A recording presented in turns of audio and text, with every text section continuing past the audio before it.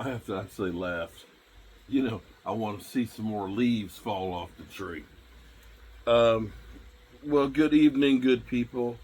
Mark Holmes here, and as always, I want to say thank you all for watching, commenting, subscribing, and being part of the Joe Boo Sports Report. Without you guys, as well as you ladies, you know that this literally does not work.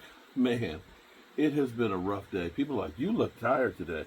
Yeah, I literally woke up at 2:38 because I remember looking at the clock at 2:38, literally thinking about this team and how bad it is and how disgusted I felt last night and could not go to sleep. I literally remember looking at the clock till about 5:30, in which case I think I finally did fall back to sleep. And then coming in and doing my live stream tonight, it was now, even though Commander fans, even though they lost, even though they haven't beaten anybody with more than one win, they're in here trolling the hell out of me.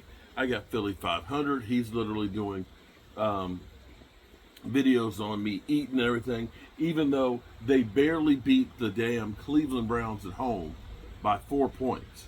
It's not like these teams are looking like, you know, a juggernaut like, Minnesota Vikings or anything. They're looking like ass, but then again, they look better than we do. But I can say one thing after watching the Jets and the Bills tonight. The Cowboys did do one thing right this offseason. That was not paying Tyron Smith $20 million. Now, he's been holding up and staying on the field more than usual, but Tyron Smith literally looks like a shell of himself.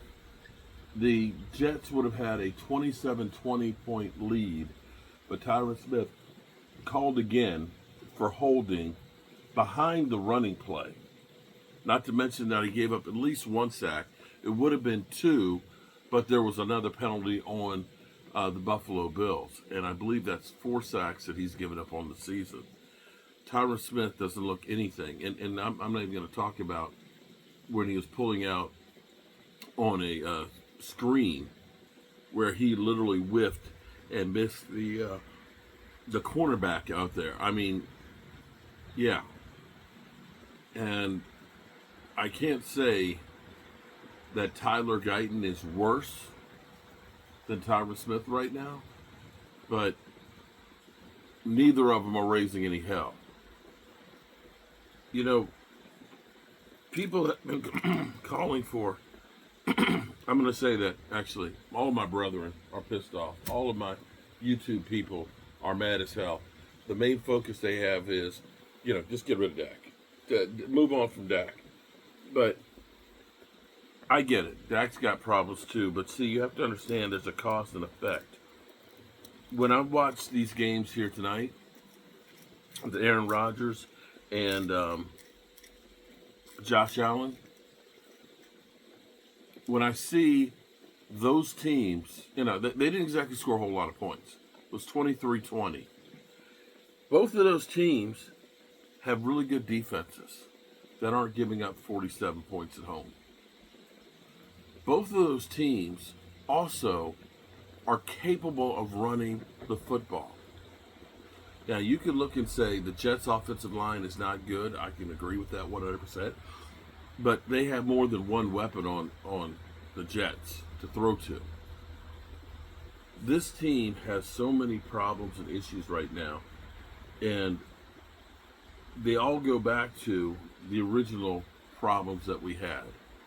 Running the football and stopping the run.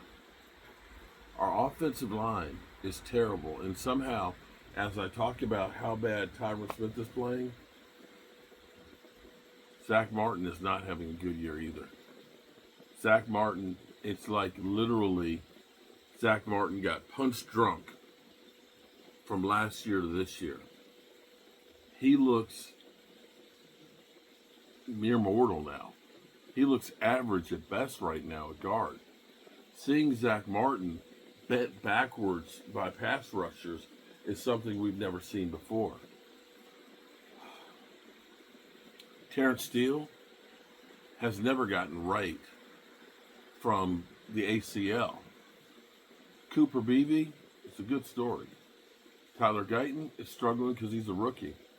And Tyler Smith is about the only stud that we have still on the offensive line. And when you don't have that offensive line together, and you don't have a running game, and I'm hearing rumors that Dalvin Cook may actually get a chance to play, I don't understand. You know, the more you listen to Jerry, if you really listen to things Jerry Jones says, you see that Jerry is all over the map.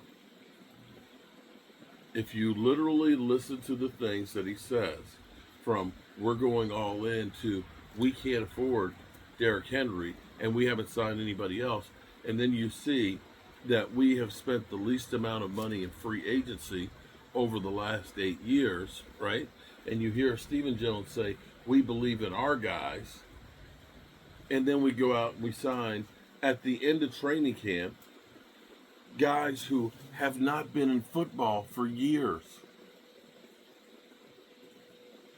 Understand, we're bringing in people who some of them have not played in 2-3 years. And some of those guys were only journeymen before.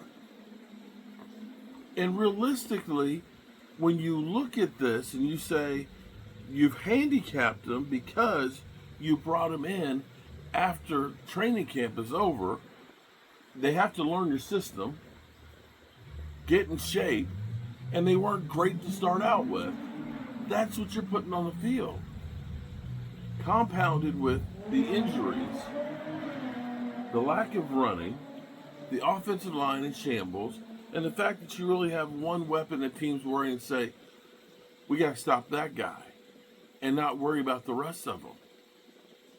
It's all a recipe for disaster. And you can go ahead and fire. If it makes you feel better, go ahead and finish him. Finish him with Mike McCarthy. Put him out of his misery. But if you don't change the GM and the president that are making these decisions, it's not going to matter if you bring Bill Belichick in. It's not. You can't run the football. You are the worst. You are the worst at stopping the run. Diggs, unfortunately, seems to have the ACL-itis that seems to affect Cowboy players coming back from ACLs. And he's the only one out there of any note, him and Jordan Lewis. Now, maybe it gets better if you get Micah Parsons back. Maybe there's a little bit more love for Micah now that we've seen with what it's like without him. But we are in a bad spot right now. And it's not one thing that you can point to. It's all of the above. It's the defensive line. It's the offensive line. It's the secondary. It's the injuries. It's the coaching. It's the quarterback. It's the lack of running. It's the GM that put this whole thing together and literally said, we are going to do more with less.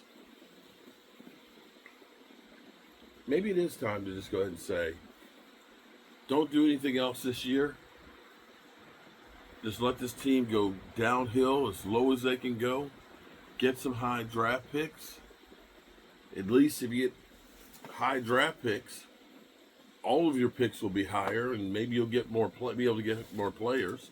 Maybe you can package up some of the compensatory picks and get some more players, because that's the only way the Cowboys are going to build a team is through the draft. And with us drafting every year, you know, late in the draft because we're a playoff team, that you are not good enough to win the Super Bowl, but not bad enough to get the players that can be impactful enough to win it. Yeah, it's rough. But, you know, tomorrow's another day. We got a week extra to lick our wounds and see where we are. San Francisco's got a tough game. They've got to play Kansas City this week. Maybe we'll wake up and have a sense of urgency ourselves That's the kind of game that the Cowboys would end up winning when everybody writes them off. But it's just bad right now. But I still have my health, and I got my elbow drained. They took 40 cc's of fluid out of there, and so it's a little sore, but definitely getting better. Alrighty, good people. Remember, tell the people you love how much you love them. You might not get the chance again. And I love you guys. Peace out.